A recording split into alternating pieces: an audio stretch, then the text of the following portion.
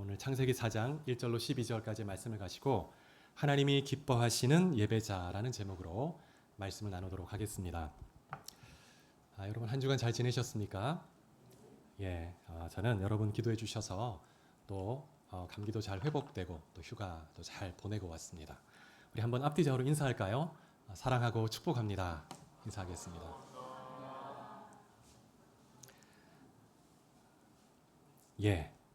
오늘 본문 1절 말씀에 보면 가인의 출생에 대해서 기록하고 있습니다. 아담이 하와와 동침하여 하와가 임신하였고 그래서 가인을 낳았다 이렇게 말씀하고 있습니다. 가인의 출생과 관련해서 이 창세기 저자는 하와의 역할을 좀 더 강조하고 있습니다. 창세기 5장에 보면 족보가 나오는데요.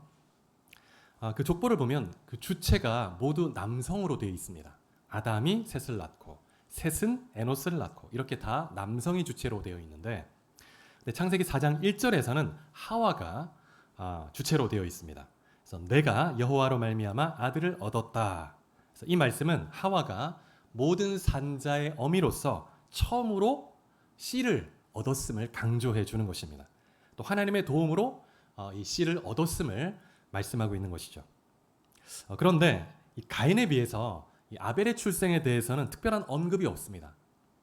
그냥 하와가 가인의 아우 아벨을 낳았다 이렇게 표현하고 있죠. 가인의 아우 이렇게 표현하고 있습니다. 그래서 이 아벨의 이름의 뜻은 뭐냐면 바람 혹은 덧없음 이런 의미를 가지고 있습니다. 그래서 아벨이 너무 일찍 허무하게 세상을 떠나게 될 것을 암시해주는 듯한 그런 의미를 가지고 있죠. 아마도 하와는 아벨보다는 가인에게 인간적으로 더 큰 기대를 하는 마음이 있었던 것으로 보입니다.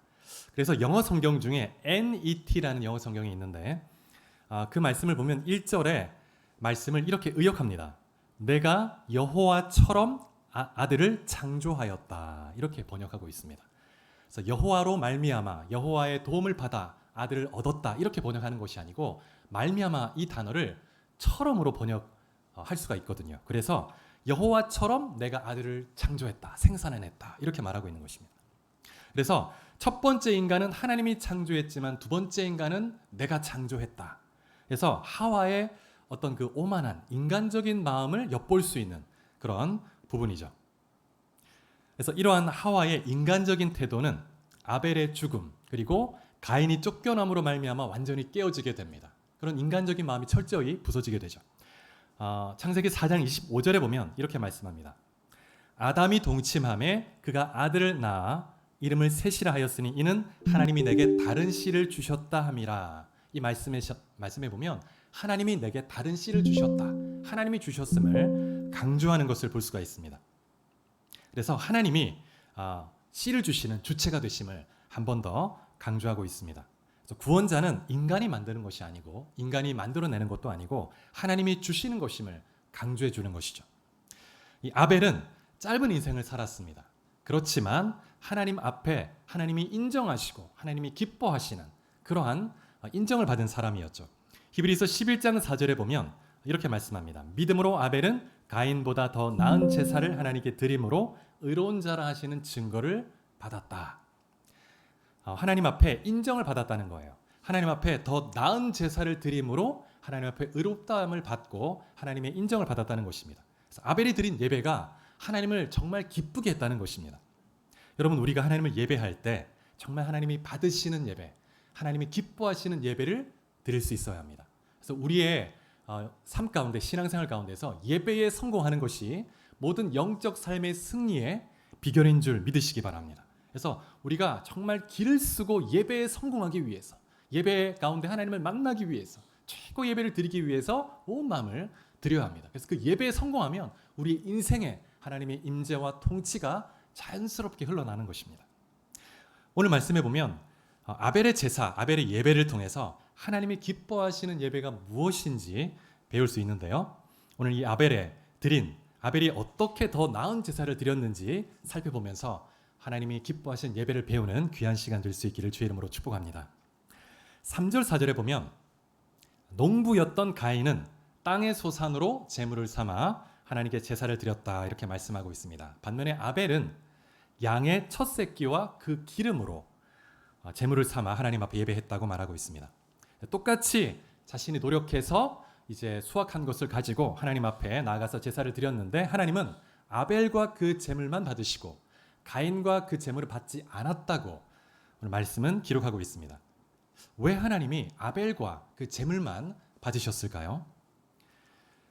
하나님이 가인의 예배보다 아벨의 예배를 기쁘게 받으신 것은 오늘 본문에 보면 세 가지 이유를 발견할 수 있습니다. 첫 번째 이유는 뭐냐면 아벨은 자신이 하나님께 드릴 수 있는 최고의 제물을 드렸기 때문입니다. 반면에 가인은 그렇지 않았던 것으로 보입니다. 오늘 본문 3절에 보면 가인은 땅의 소산으로 제물을 삼아 여호와께 예배를 드렸다 이렇게 말씀하고 있습니다. 제물의 구체적인 질에 대해서는 언급하고 있지 않고 그냥 땅의 소산으로 하나님 앞에 예배를 드렸다, 제사를 드렸다 이렇게 말씀하고 있습니다. 그런데 아벨이 드린 이 제물을 보면 구체적으로 설명하고 있죠. 양의 첫 새끼와 그 기름으로 드렸다고 말씀하고 있습니다. 그래서 이 아벨이 드린 이 제물은 하나님 앞에 가장 좋은 것을 선택해 드렸다는 것을 더 강조하고 있습니다. 이 본문 자체가 첫 새끼, 그 다음에 그 기름으로 하나님 앞에 드렸는데 이것은 구약 이 레위기를 보면 또 율법을 보면 하나님 앞에 최고의 제물이었던 것을 볼 수가 있는데 이 모세 율법에 보면 이 제물의 질적 차이가 확정이 됩니다. 아벨이 드린 제물은 레위기와 신명기에 보면 최고의 예물이었는데요. 레위기 3장 16절에 보면 이렇게 말씀합니다. 제사장은 그것을 제단 위에서 불사를 지니 이는 화제로 드리는 음식이요 향기로운 냄새라 모든 기름은 여호와의 것이다 이렇게 말씀합니다. 모든 기름은 하나님의 것이기 때문에 하나님께 향기로운 냄새로 올려드려야 된다. 그리고 신명기 15장 19절에 보면 이렇게 말씀합니다. 내 소와 양의 처음 난 수컷은 구별하여 내 하나님 여호와께 드릴 것이니 구체적으로 소와 양의 처음 난 것 그것을 잘 구별해서 하나님께 드려야 한다. 하나님 앞에 제일 좋은 것이 최고의 것이 무엇인지 하나님이 언급하고 있습니다. 그래서 창세기 저자는 아벨의 제물이 율법에 일치하는 최고의 제물이었음을 강조해주고 있습니다. 그런데 가인의 제물은 가장 좋은 것으로 드린 것이 아닌 것으로 보입니다. 그냥 자신이 수확한 것 중에서 적당히 일부를 선택해서 드린 거예요. 그래서 오늘 본문 한글 성경에는 나와 있지 않은데 NIV 영어 성경을 보면 3절과 4절 사이에 접속사가 하나 더 들어가 있습니다. 대조의 의미를 갖는 접속사 그러나 but이 들어가 있습니다. 그래서 이 NIV 성경은 가인의 제물과 아벨의 제물을 대조적으로 기술하고 있죠. 그래서 제물의 질적 차이가 있음을 강조하고 있습니다. 그래서 가인이 드렸던 것은 가장 좋은 것이 아니었던 것이죠. 그러나 아벨은 하나님 말씀이 기록된 대로 정말 하나님이 가장 원하시는 그것을 하나님 앞에 구별해서 드렸던 것입니다. 여러분 하나님께 내가 무엇을 드리고 있는가? 어떤 예배를 드리는가? 정말 최고의 예배를 드리고 있는가? 최고의 선물, 최고의 시간, 가장 좋은 것으로 하나님 앞에 예배하고 있는지 여러분 한번 돌아보시기 바랍니다. 하나님 앞에 무엇을 드리는가 하는 것은 그 마음을 그대로 대변해 주는 것입니다. 그래서 여러분 한 분 한 분이 하나님 앞에 최고의 사랑, 최고의 헌신, 최고의 제물로 예배드리는 그런 한 분 한 분 될 수 있기를 축복합니다. 요한복음 12장에 보면 6월절 엿새 전에 예수님이 베다니 나사로의 집 잔치에 초대되신 것을 볼 수 있는데 이때 마리아가 나사로의 여동생 마리아가 무엇을 하는가 하면 지극히 비싼 향유 순전한 나드 한 근을 가져다가 깨어서 예수님의 발에 다 부어드립니다. 그 값비싼 것을 그리고 자신의 그 머릿결로 발을 닦아드리는 것을 볼 수가 있습니다. 이제 예수님은 일주일 후면 대못이 그 발에 박히고 십자가에 달리게 되겠죠. 그 발에다가 이 마리아가 기름을 자신이 가진 모든 것이라 할 수 있는 그 값비싼 향유를 다 부어드리는 거예요. 그리고 자신의 머릿결로 다 닦아드리고 그래서 마리아가 드릴 수 있는 최고의 사랑과 존경과 그런 헌신을 표현한 것입니다. 여러분 이것이 예배입니다. 마리아가 주님께 드릴 수 있는 최고의 사랑을 표현한 것 이것이 예배죠. 여러분 예배는 정말 우리의 가진 모든 온 마음을 다한 사랑과 최고의 헌신과 존경을 하나님 앞에 드리는 것입니다. 마음과 우리 온 몸을 다해서 주님께 드리는 것이죠. 그래서 내가 드리는 예배가 정말 하나님이 기뻐하신 예배인가? 진지하게 돌아볼 필요가 있습니다. 그래서 여러분의 마음이 전심으로 주님을 향하고 하나님 기뻐 받으시는 최고의 예배가 될 수 있기를 축복합니다. 두 번째, 하나님이 아벨의 예배를 받으시고 가인의 예배를 거절하신 이유는 믿음 때문이었습니다. 믿음. 아벨은 믿음이 있는 예배를 드렸지만 가인은 믿음이 없는 예배를 드렸다는 것입니다. 히브리서 11장 4절 한번 찾아보실까요? 히브리서 11장 4절 말씀 같이 한번 봉독하겠습니다. 시작. 믿음으로 아벨은 가인보다 더 나은 제사를 하나님께 드림으로 의로운 자라 하시는 증거를 얻었으니 하나님이 그 예물에 대하여 증언하심이라. 그가 죽었으나 그 믿음으로써 지금도 말하느니라. 아벨이 드린 제물은 양의 첫 새끼와 그 기름이었는데 최고의 제물이었을 뿐만 아니라 이 제물을 드리면서 믿음을 갖고 있었습니다. 지금 이 말씀에 보면 이 아벨이 드린 그 예배는 하나님 앞에 믿음이 있는 예배였는데 그래서 더 나은 제사였고 그래서 믿음이 있었기 때문에 의롭다는 인정을 받았다는 것입니다. 그런데 그 이유는 그 제물에 대해서 증언하고 있는 것이다. 이렇게 말씀하고 있습니다. 아벨이 예물에 대해서 무엇을 믿었다는 의미일까요? 아벨은 자신이 드린 이 짐승의 희생을 통한 피의 속죄를 믿었다는 것입니다. 이 짐승의 피를 쏟음으로 그 피의 속죄를 통해서 하나님 앞에 나갈 수 있었다는 걸 믿었다는 거예요. 그리고 이것은 예수 그리스도의 속죄를 예표하는 것입니다. 구약 성경을 보면 레위기 17장 11절에 보면 이렇게 말씀합니다. 육체의 생명은 피에 있음이라. 피가 죄를 속하느니라. 그래서 피에 생명이 있기 때문에 그래서 피가 죄를 속합니다. 그래서 반드시 하나님 앞에 나갈 때에는 죄는 모든 인간은 피의 속죄가 있어야만 하나님 앞에 나아갈 수 있습니다. 그래서 하나님 앞에 나아갈 때 항상 예배자 이스라엘 백성들은 피의 제물을 가지고 나갔던 것이죠. 그렇다면 우리가 하나님 앞에 나아갈 때 짐승을 가지고 갈 수 없잖아요. 우리가 무엇을 가지고 나갈 수 있을까? 자, 히브리서 9장 23절을 한번 찾아보시겠습니다. 우리가 하나님 앞에 드릴 수 있는 최고의 제물 9장 23절입니다. 히브리서. 자, 이 앞에 스크린 한번 보시고 같이 읽어보겠습니다. 시작. 그러므로 하늘에 있는 것들의 모형은 이러한 것들로서 정결하게 할 필요가 있었으나 하늘에 있는 그것들은 이러한 것들보다 더 좋은 제물로 할지니라. 구약에 나오는 그 제사에서 드렸던 그 짐승의 희생 제사, 그 피의 제사는 모형이라는 거예요. 그 짐승의 속죄를 통해서는 온전한 속죄가 이루어질 수 없고 단지 모형입니다. 앞으로 올 것, 실제의 모형. 그 실제가 뭐냐면 예수 그리스도의 그 희생 제사를 통한 그 예수의 피를 통한 제사, 그 속죄가 온전한 것인 거죠. 그래서 하나님 앞에 나아갈 때 우리는 화목 제물이 되시고 속죄 제물이 되신 예수 그리스도를 믿는 믿음으로 나아갈 때 그 피를 통한 완전한 속죄를 힘입어서 하나님 앞에 나아갈 수 있는 것입니다. 그래서 우리가 하나님 앞에 나아갈 때 하나님이 정말 기뻐 받으시는 예배를 드리려면 믿음이 있어야 하는데 예수 그리스도의 피를 통한 완전한 속죄를 믿음으로 나아가는 것입니다. 나는 하나님 앞에 설 수 없지만 늘 쓰러지고 넘어지고 늘 내 안에 죄가 잔재하는 그런 연약한 자입니다. 그러나 하나님 앞에 나아갈 때 예수의 피를 믿고 나가면 하나님이 기뻐 받으신다는 것입니다. 그래서 여러분 늘 예수의 보혈로 말미암아 하나님 앞에 가까이 나가는 하나님이 기뻐 받으시는 예배를 드리는 예배가 될 수 있기를 축복합니다. 세 번째, 하나님이 아벨의 예배를 받으신 이유는 그의 삶의 구별됨 때문이었죠. 삶의 구별됨. 창세기 4장 오늘 본문 5절에 보면 하나님이 가인의 예배를 받지 않으시자 가인이 어떻게 반응합니까? 몹시 분노합니다. 하나님 앞에. 그러면서 온전한 예물을 드리지 못한 것에 대해서 회개하는 것이 아니고 하나님께 막 분노하면서 반항을 하죠. 그러니까 하나님 뭐라고 하시냐면 7절 말씀을 같이 한번 읽어보겠습니다. 창세기 4장 7절. 자, 시작. 내가 선을 행하면 어찌 낯을 들지 못하겠느냐. 선을 행하지 아니하면 죄가 문에 엎드려 있느니라. 죄가 너를 원하나 너는 죄를 다스릴지니라. 여러분 하나님은 가인의 그 예배 의식, 그 예배 자체만 본 것이 아니고 그의 마음을 보셨고 그의 온 삶을 보셨습니다. 그래서 하나님은 가인에게 네가 만일 선을 행했다면 어찌 낯을 들지 못하겠느냐 이렇게 말씀하시는 것입니다.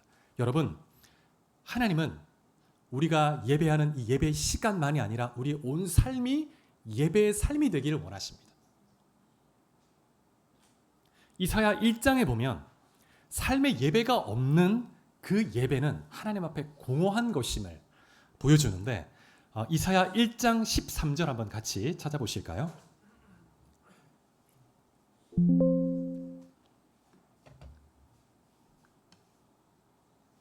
자, 1장 13절 같이 읽어보겠습니다. 시작. 헛된 재물을 다시 가져오지 말라. 분향은 내가 가증히 여기는 바요. 월삭과 안식일과 대회로 모이는 것도 그러하니 성회와 아울러 악을 행하는 것을 내가 견디지 못하겠노라. 헛된 재물을 다시는 가져오지 마라. 너희가 성회로 이렇게 모이면서도 삶에서는 동시에 악을 행하는 것을 내가 견디지 못하겠다. 그러면서 14절에 보면 너희가 드리는 그 예배 의식이 내게 무거운 짐이다. 내가 너무 피곤하다 피곤해 이제. 질린다 질려. 이렇게 말씀하시는 것입니다. 그러면서 15절에 보면 너희가 많이 기도할지라도 내가 듣지 않을 것이다. 그러면서 악한 행실을 버리고 선을 행하고 정의를 실천하라는 거예요. 우리 삶에서는 온갖 거짓과 불의와 악과 음란과 온갖 죄악대로 행하면서 이 예배 시간만 나와서 주님 앞에 주여 한다고 해서 하나님 기뻐하는 것이 아니라는 거예요. 삶의 예배가 없는 주일 예배는 공허한 것입니다. 쭉정이 같은 것이죠. 하나님 앞에. 가인의 예배가 그랬다는 것입니다. 가인의 예배가. 가인의 삶은 죄악된 삶이었습니다. 그의 삶은 구별됨이 없었죠. 온갖 죄를 범하는 삶이었습니다. 그래서 동생에 대한 질투심, 시기심, 미움이 가득했고 동생이 드리는 예배를 하나님이 받고 자신의 것은 거절하니까 시기심이 일어나서 사리를 가지고 동생을 돌로 쳐 죽이는 그런 악한 자였습니다. 그러니까 그 삶에서 얼마나 많은 악을 행했겠습니까? 그래서 하나님이 이 가인에게 어떤 권면을 하냐면 너는 죄를 다스릴지니라 이렇게 말하고 있습니다. 죄를 다스려라. 여러분, 하나님이 원하시는 삶의 예배의 핵심은 뭐냐면 삶 가운데서 죄를 다스리는 삶을 사는 것. 죄가 이끌어가는 대로 따라가는 삶이 아니고 죄를 지배하면서 우리가 하나님이 원하시는 뜻을 따라 살아가는 것이죠. 그것이 예배하는 삶입니다. 창세기 4장 7절에 보면 죄가 엎드려 있다 이런 표현을 쓰고 있는데요. 이 단어는 짐승이 웅크리고 누워있는 그런 의미를 담고 있습니다. 그래서 짐승이 맹수가 먹이를 딱 움켜잡기 위해서 잠시 딱 숨어서 웅크리고 있다가 먹이가 오면 확 덮치려고 하는 그런 단어인 거죠. 죄가 웅크리고 있다는 거예요. 딱 도사리고 있다가 기회를 포착하면 여지없이 확 삼키려고 기다리고 있다는 거예요. 문 앞에서. 그래서 여러분, 죄는 지배하려는 특성이 있습니다. 완전히 사로잡아서 자신의 종으로 지배하기까지 죄는 일하는 것입니다. 그러면 어떻게 하면 죄의 지배에서 벗어나 우리가 죄를 다스릴 수 있는가? 창세기 4장에 보면 한 방법이 제시되는데 7절에 보면 여러분 어떤 원리가 나오냐면 선을 행하라는 것입니다. 선을. 여러분, 죄를 짓지 않기 위해서 노력해 보셨습니까? 마음에서 온갖 악한 생각이 떠오르고 불평이 올라오는데 불평 안 해야지, 감사해야지 막 이렇게 한다고 해서 불평을 안 하려고 막 죄를 안 지려고 애쓴다고 해서 죄를 안 짓는 게 아닙니다. 계속 더 매이게 돼요. 그런 생각들에. 그래서 오늘 본문 7절에 보면 그럴 때 죄가 문에 엎드린다는 거예요. 근데 오히려 그런 생각에 집중하는 것이 아니라 하나님께서 베푸신 은혜를 기억하면서 감사하고 하나님이 기뻐하신 일을 내가 능동적으로 행해 나갈 때 그때 우리가 죄를 이겨 나갈 수 있다는 것입니다. 여러분 그런 영상을 보신 적 있는지 모르겠는데 흙탕물이 담긴 컵이 있습니다. 흙탕물이. 그래서 뿌옇습니다. 그래서 그 안에는 온갖 흙과 모래, 이물질이 가득하죠. 그런데 이 물을 깨끗하게 하기 위해서 흙과 모래, 이물질 하나씩 건져내려고 하면 절대 깨끗하게 할 수가 없습니다. 어떻게 하면 되냐면 그 컵에다가 진흙탕 가득한 그 뿌연 물에다가 깨끗한 물을 계속 붓는 거예요. 그럼 흙탕물이 흘러 넘쳐서 다 흘러나가고 그 안에 깨끗한 물이 남습니다. 그래서 좋은 것을 담으면 되는 거예요. 좋은 것을. 여러분, 기독교의 영성은 채움의 영성이라고 표현할 수 있습니다. 불교 같은 경우에는 비움의 영성이라고 표현할 수 있죠. 비움의 영성. 마음의 욕심, 온갖 108번뇌를 비우려고 하죠. 참선하고 명상을 하죠. 근데 그런 방식으로는 우리가 죄를 이길 수가 없습니다. 왜냐하면 여러분, 인간의 마음은 항상 악을 향하려는 성향 자체가 본성적으로 그 안에 있기 때문에 마음을 비우는 방식으로는 절대 죄를 이길 수가 없습니다. 생각을 딱 다스릴 수가 없습니다. 좋은 것으로, 진리로, 생명으로 채울 때 우리가 죄를 이길 수가 있는 것이죠. 그럴 때 우리 마음에 평안이 가득 차게 되는 것입니다. 그래서 성경에 보면 하나님의 말씀을 묵상하라는 그런 권면이 참 많이 반복되고 있습니다. 하나님의 말씀으로 내 마음의 생각을 채우는 것입니다. 말씀을 묵상하는 거예요. 하나님이 행하신 일을 생각하고 하나님을 바라보고 하나님 내게 베푸신 은혜를 기억할 때, 그럴 때 그 진리가 내 마음을 지배하고 내가 하나님의 뜻을 따라 행할 수 있는 힘을 얻게 되는 것이죠. 그런데 그럼에도 불구하고 여러분, 이러한 방법만으로는 죄의 권세를 이길 수가 없습니다. 왜냐하면 죄의 권세가 워낙 막강하고 인간의 본성이 끊임없이 죄로 향하려고 하는 본성이 있기 때문에 이런 외적인 방식만으로는 이길 수가 없습니다. 그래서 우리는 신약으로 와서 신약에서 예수 그리스도를 통해서 주신 죄를 이길 수 있는 방법을 배워야 합니다. 더 근본적인 죄를 이길 수 있는 방법을 제시해 주는데, 신약에 오면 예수님께서 우리의 죄를 다 짊어지셨죠. 그리고 십자가에서 죽으셨습니다. 이 죄를 끌어안고 죽으심으로 죄를 다 파쇄해버린 거예요. 죄 권세를. 그리고 주님이 부활하셨습니다. 그래서 주님은 십자가에서 죽으시고 부활하심으로 죄와 사망과 마귀의 권세를 다 멸해버리신 거예요. 죄의 권세를 파해버리신 겁니다. 인간 안에 있는 죄의 권세, 그 탁월한 권세를 파해버리신 거예요. 그래서 예수를 믿는 사람은 예수님과 연합이 됩니다. 그래서 예수님의 의를 선물로 받게 되고 더 이상 죄가 그 사람 안에 왕노릇하지 못하고 예수님께서 우리 안에 왕노릇하시는 분이 되시는 것이죠. 예수님이 왕이 되시는 겁니다. 죄의 권세가 완전히 파쇄되었고 이제는 성령 안에서 은혜 안에 지배를 받는 삶을 살게 됩니다. 이러한 주제를 다루는 책이 로마서입니다. 로마서를 보면 우리가 예수 믿기 이전에는 인간은 죄의 지배를 받으면서 죄가 왕입니다. 이 죄의 종노릇하고 있다고 말합니다. 그래서 그 결국은 죄의 종노릇하면서 죽게 되고 영원한 심판을 받는 것이 인간의 운명이었습니다. 죄의 종노릇하는 자. 그런데 예수를 믿음으로 하나님께 의롭다함을 받았다는 거예요. 그래서 죄의 통치권이 완전히 파쇄됐습니다. 죄가 지배하는 나라가 무너진 거예요. 그리고 예수님이 다스리는 나라가 세워졌고 이 나라는 견고하고 영원히 무너지지 않습니다. 그래서 예수님의 백성이 돼서 예수님의 다스림을 받는 거죠. 은혜의 지배를 받는 것입니다. 자, 로마서 6장 14절 말씀을 같이 한번 찾아보시겠습니다. 로마서 6장 14절. 이러한 부분을 로마서 6장 14절이 이렇게 설명하고 있습니다. 자, 같이 한번 읽어보겠습니다. 시작. 죄가 너희를 주장하지 못하리니 이는 너희가 법 아래에 있지 아니하고 은혜 아래에 있음이라. 이제 더 이상 너희는 죄의 종이 아니다. 죄가 너희를 지배하지 못한다. 주장하지 못한다. 너희는 은혜 아래에 있다는 거예요. 값없이 주시는 그 하나님의 선물을 끊임없이 받는 그런 존재로 살아간다는 겁니다. 6장 11절도 한번 보시겠습니다. 6장 11절. 자, 6장 11절 같이 한번 읽어보겠습니다. 시작. 이와 같이 너희도 너희 자신을 죄에 대하여는 죽은 자요 그리스도 예수 안에서 하나님께 대하여는 살아있는 자로 여길지어다. 너희는 이미 죄에 대해서는 죽은 자나 다름이 없다. 죄와는 상관이 없다. 그래서 죄에 대해서는 죽은 자로 여기고 하나님께 대해서 살아있는 자로 하나님께만 반응하며 살아가라는 거예요. 그러면서 6장 2절도 또 보시겠습니다. 6장 2절. 자, 6장 2절 말씀. 자, 또 한번 읽어볼까요? 시작. 그럴 수 없느니라. 죄에 대하여 죽은 우리가 어찌 그 가운데 더 살리요. 여러분, 믿음으로 의롭다함을 받은 자, 이제 예수의 지배를 받고 은혜 아래 사는 사람들은 더 이상 죄 가운데 머물 수가 없습니다. 어떻게 더 죄 가운데 살 수가 있겠습니까? 주님의 이렇게 큰 은혜를 받은 자가. 우리는 예수의 죽음과 함께 죽었고 부활과 함께 부활했습니다. 예수와 연합된 자이고 주의 통치를 받는 자이죠. 여러분, 은혜를 받았다는 것은 우리가 마음대로 살 수 있는 기회를 받았다는 게 아닙니다.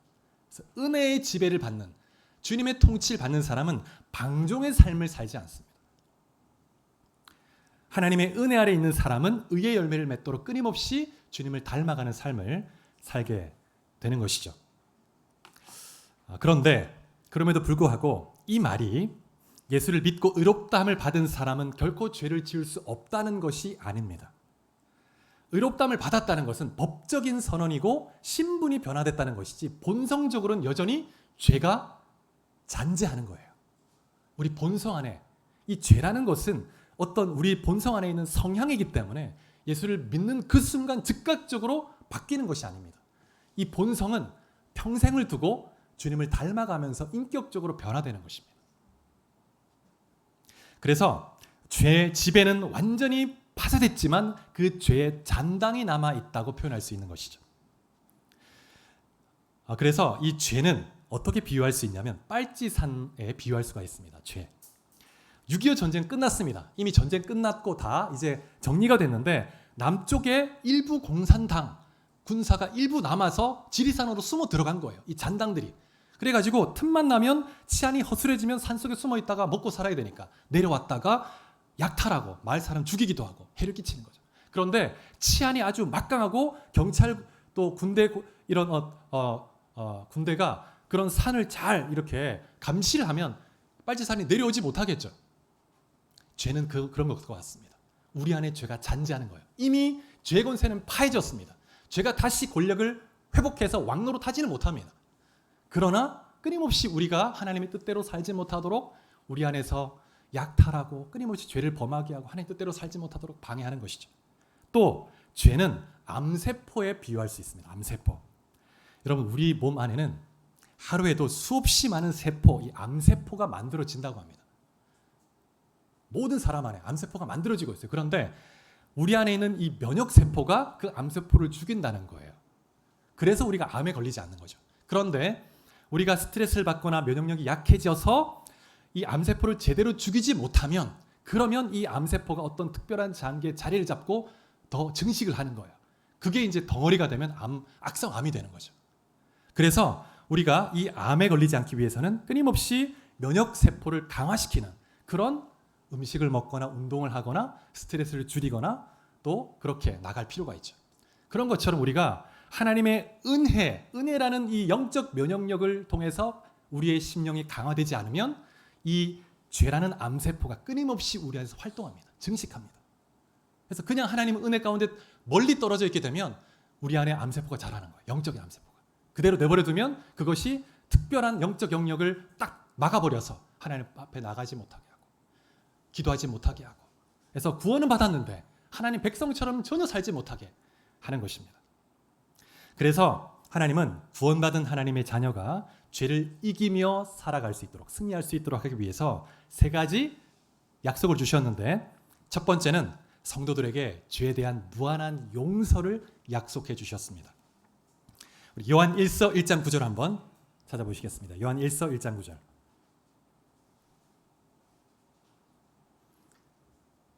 자, 요한 1서 1장 9절 119죠. 119. 죄에 불이 붙었을 때 어떻게 해야 되는가? 자, 시작. 만일 우리가 우리 죄를 자백하면 그는 미쁘시고 의로우사 우리 죄를 사하시며 우리를 모든 불의에서 깨끗하게 하실 것이요.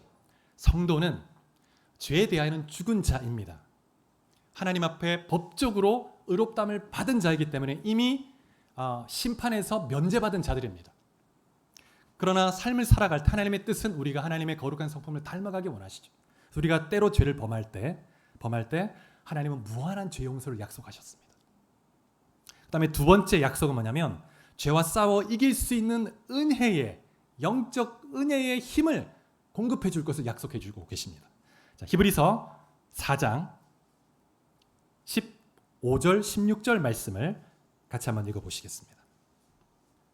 히브리서 4장 15, 16절 자, 같이 읽겠습니다. 시작. 우리에게 있는 대제사장은 우리의 연약함을 동정하지 못하실 이가 아니요 모든 일에 우리와 똑같이 시험을 받으신 이로되 죄는 없으시니라. 그러므로 우리는 긍휼하심을 받고 때를 따라 돕는 은혜를 얻기 위하여 은혜의 보좌 앞에 담대히 나아갈 것이니라. 주님은 우리 연약함을 너무나 잘 아십니다. 그래서 주님의 긍휼함을 받고 도우시는 그 은혜, 정말 시적절한 그 은혜를 딱 받아서 승리하기 위해서 늘 보좌 앞에 나아가라는 거예요. 그러면 하나님이 은혜를 공급해 주시겠다고 약속하셨습니다.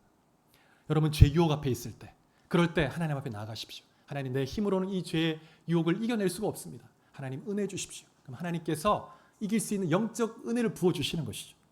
세 번째, 성령의 내주하심과 견인하심이죠.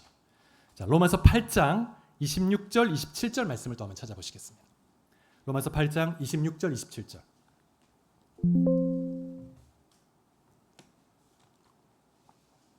자, 같이 한번 읽어보겠습니다. 시작. 이와 같이 성령도 우리의 연약함을 도우시나니 우리는 마땅히 기도할 바를 알지 못하나 오직 성령이 말할 수 없는 탄식으로 우리를 위하여 친히 간구하시느니라. 마음을 살피시는 이가 성령의 생각을 아시나니 이는 성령이 하나님의 뜻대로 성도를 위하여 간구하심이니라. 성령께서 우리 연약함을 도우신다고 말씀하십니다. 성령님은 예수를 믿는 자에게 하나님이 보내주신 보혜사, 돕는 자 같은 분이십니다. 그래서 우리 안에 머무시면서 우리 연약함을 도우신다는 거예요. 때로 우리가 기도할 힘조차 없을 때, 너무 마음이 어렵고 힘들 때, 그때 성령께서 우리 안에서 우리를 대신해서 신음하며 통곡하며 기도하신다는 거예요. 때로 우리의 마음이 죄의 그런 유혹 앞에 끌려갈 때 성령께서는 우리 마음속에 찔림을 주십니다. 찔림을 주셔서 그 길은 죄악의 길이고 너가 멸망하는 길이다. 이리로 가야 된다. 그럼 찔림을 주세요.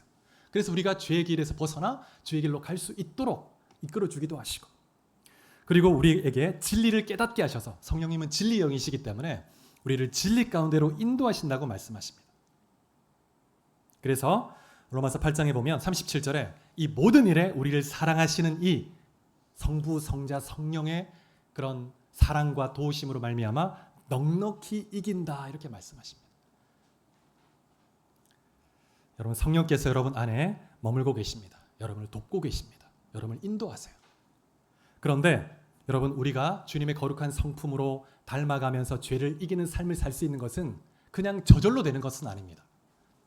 구원에 있어서는 성령님의 주권적인 역사로 성령님이 주권적으로 행하시는 것이지만, 구원받은 이후에 거룩하게 성화되고 또 주님의 은혜의 능력을 힘입어서 죄를 이기는 삶을 살기 위해서는 우리가 성령의 그런 인도하심에 순종해야 합니다. 순종할 때, 그때 우리가 우리 마음속에 하나님의 거룩한 성품이 만들어지고 자라갈 수 있는 것이죠. 그래서 여러분, 순종하지 않으면, 성령님의 인도하심에 순종하지 않으면 그러면 거룩하게 변화되지 못합니다. 하나님 기뻐하신 열매를 맺지 못하는 것이죠. 그래서 구원을 받았음에도 불구하고 성령의 이끄심에 순종치 않으면 아무런 열매 없이 하나님 앞에 서도 부끄러운 구원이 되는 것이죠. 근데 정말 하나님 앞에 믿음으로 순종하고 성령의 이끄심, 죄를 깨닫게 하실 때는 회개하며 하나님 기뻐하신 뜻에 순종하며 믿음의 발걸음을 내딛고 나아갈 때 하나님께서 그러한 사람이 거룩한 주의 영광의 열매를 맺게 하시고 주님 앞에 섰을 때 칭찬과 상급으로 보상해 주시는 것입니다. 여러분, 한 분 한 분이 정말 하나님 앞에 섰을 때 칭찬받는 그런 주의 자녀 다 될 수 있게 축복합니다. 그래서 성령께서 우리 안에 거하시고 우리를 인도하신다는 것입니다. 그래서 로마서 8장 14절에 보면 무릇 하나님의 영으로 인도함을 받는 사람은 곧 하나님의 아들이라, 이렇게 말하고 있습니다. 여러분, 성령의 인도함을 받는 사람이 하나님의 자녀입니다. 그래서 성령은 우리가 하나님의 백성으로 합당한 삶을 살 수 있도록 도우시는 주체가 되십니다. 여러분, 한 분 한 분이 성령께 늘 민감하게 반응하고 순종하고 따라감을 통해서 주님을 닮아가고 주의 통치를 드러내는 삶을 살 수 있기를 축복합니다. 그래서 하나님이 우리가 죄를 이길 수 있는 이런 모든 기반을 마련해 주셨습니다. 죄의 권세를 파해 주셨고 우리 안에 성령을 보내주셨고 은혜와 죄 용서를 약속해 주셨습니다. 그래서 우리는 죄를 이길 수 있습니다. 근데 가인 같은 경우에 죄를 다스리지 못했고 죄의 지배를 받게 되죠. 그래서 창세기 4장으로 가보면 8절에 가인이 어떻게 합니까? 죄를 다스리지 못하고 결국 그 시기심에 눈이 멀어서 죄에 완전히 사로잡혀서 그래서 아벨을 죽여버립니다. 돌로 쳐 죽여버리죠. 그래서 창세기 4장 11절 12절에 보면 하나님이 가인에게 저주를 내리시는데 밭을 갈아도 땅이 그 효력을 내지 않을 것이고 또 그가 땅에서 피하며 유리하면 방황하는 자가 될 것이다. 이렇게 말씀하고 있습니다. 그래서 이 하나님의 저주로 말미암아 가인이 하나님 앞에 머물지 못하고 하나님께로부터 쫓겨나서 그 스스로 외부의 위협으로부터 보호하기 위해서 성을 쌓아서 그렇게 온갖 세속의 문명을 이루어서 죄악된 삶을 살아가게 되는 것이죠. 그래서 가인 이후에 이제 세대가 이어갈수록 이 가인 때보다 더 죄가 더 심각해집니다. 더 악해집니다. 그래서 가정을 또 사회를 더 오염시키죠. 이 가인의 후손들의 그 삶을 보면 죄악된 삶을 보면 오늘 우리가 살아가는 이 세상에서도 그대로 재현되는 것을 우리가 볼 수 있습니다. 세상은 더 발전해 가는 것 같지만 인간의 심령은 점점 더 완악해지고 더 부패해져 가는 것을 볼 수가 있습니다. 이러한 때에 우리가 정말 하나님 앞에 참된 예배자로 서서 죄를 이기는 삶 살 수 있어야 될 것입니다. 창세기 4장에 보면 25절 26절에 두 자녀를 다 잃어버린 아담과 하와에게 하나님이 새로운 씨를 주십니다. 셋이죠, 셋. 하나님이 이 셋을 통해서 다시 위대한 구원의 계획을 이루어 가시는 것을 볼 수 있는데 26절에 보면 이 셋이 아들을 낳습니다. 이 셋은 가인의 계보와는 다른 경건한 계보가 되는 거죠. 에노스를 낳는데 에노스 때로부터 여호와 이름을 불렀다고 말하고 있습니다. 가인의 후손은 하나님을 피해서 두려움 속에서 스스로 자신을 보호하기 위해서 성을 쌓고 온갖 악을 범했지만 그러나 셋의 후손 에노스 이 셋의 후손은 하나님을 예배하는 자로 살았다는 거예요. 예배. 하나님을 예배하는 자로 사는 것이 하나님의 백성의 중요한 정체성입니다. 그래서 겸손히 하나님을 예배하는 자를 통해서 하나님이 하나님의 구원의 역사를 이루어 가시는 것을 볼 수 있습니다. 하나님은 오늘도 셋의 계보를 이어갈 수 있는 참된 예배자를 찾으신다는 것을 기억하시기 바랍니다. 여러분 한 분 한 분이 하나님이 기뻐하시는 하나님께 최고의 사랑을 드리고 또 정말 삶으로 예배하고 또 예수 그리스도를 믿음으로 하나님 앞에 죄를 다스리는 삶을 살아가는 참된 예배자로 승리할 수 있기를 주의 이름으로 축복합니다. 같이 기도하시겠습니다. 오늘 말씀을 생각하면서 하나님 앞에